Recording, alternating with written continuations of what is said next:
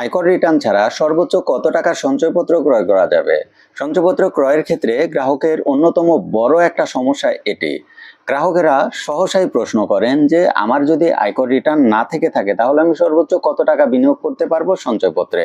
তো বন্ধুরা, আজকের ভিডিওতে আমি সঞ্চয়পত্র ক্রয়ের ক্ষেত্রে সর্বোচ্চ কত টাকা পর্যন্ত আপনার আয়কর রিটার্ন প্রয়োজন হবে না সেই সংক্রান্ত তথ্য দিব।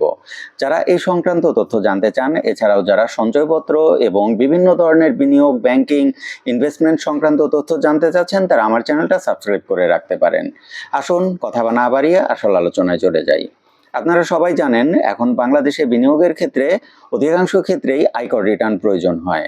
এখন এই আয়কর রিটার্ন আপনার যদি না থেকে থাকে বা আপনার আয় যদি করযোগ্য না হয় তাহলে তো আপনার আয়কর থাকবে না বা টিন সার্টিফিকেট থাকবে না। সেই ক্ষেত্রে আপনি যদি সঞ্চয়পত্র ক্রয় করতে যান তাহলে কোন লিমিট পর্যন্ত এই ট্যাক্স সার্টিফিকেট বা টিন সার্টিফিকেট আপনার দিতে হবে না। আপনারা এখন জানেন একটা নির্দিষ্ট লেভেলের বাইরে আপনি যদি সঞ্চয়পত্রে বিনিয়োগ করতে চান তাহলে শুধু টিন সার্টিফিকেট দিলেই হবে না, এর সাথে সাথে আপনাকে ট্যাক্স রিটার্ন সাবমিট করার সেই অ্যাকনলেজমেন্ট পেপার দিতে হবে, অর্থাৎ রিটার্ন সার্টিফিকেট দিতে হবে।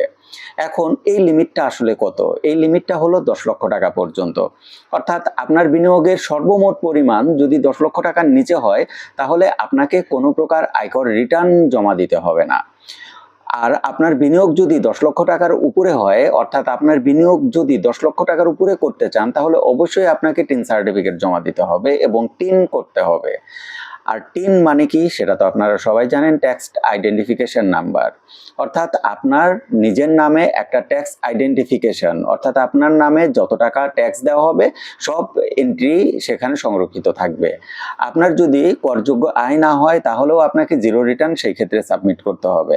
তো বন্ধুরা, আজকের ভিডিও এতটুকুই ছিল। আশা করি আপনারা পরিষ্কার ধারণা পেয়ে গিয়েছেন যে আপনার কত টাকা বিনিয়োগের ক্ষেত্রে, অর্থাৎ সঞ্চয়পত্রে কত টাকা বিনিয়োগের ক্ষেত্রে আপনার আয়কর রিটার্নটা বাধ্যতামূলক নয় এবং কোন লিমিটের বাইরে গেলে আপনাকে আয়কর রিটার্ন অবশ্যই সাবমিট করতে হবে। তো আজকে এই পর্যন্তই। যারা এই সংক্রান্ত আরও তথ্য জানতে চান তারা অবশ্যই আমার চ্যানেলের ভিডিওগুলো ঘুরে দেখতে পারেন। এছাড়াও সঞ্চয়পত্র করার ক্ষেত্রে নতুন একটা সমস্যা তৈরি হয়েছে, সেটি হলো মোবাইল নাম্বার জনিত সমস্যা। যারা এই মোবাইল নাম্বার জনিত সমস্যায় ভুগছেন সেই সংক্রান্ত ভিডিও কিন্তু আমার চ্যানেলে দেওয়া আছে। নমিনির মোবাইল নাম্বার এবং ক্রেতার মোবাইল নাম্বার, দুই ধরনের মোবাইল নাম্বার নিয়ে বর্তমানে বড়সড় একটা ঝামেলা তৈরি হয়েছে।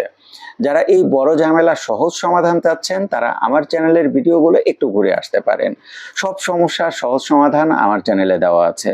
তো বন্ধুরা, আজকে এই পর্যন্তই। সবাই ভালো থাকবেন। আর কারো কোনো প্রশ্ন থাকলে অবশ্যই কমেন্ট করবেন। আর সঞ্চয়পত্র নিয়ে কোনো প্রশ্ন থাকলে অবশ্যই সেটি কমেন্ট আকারে জানাবেন।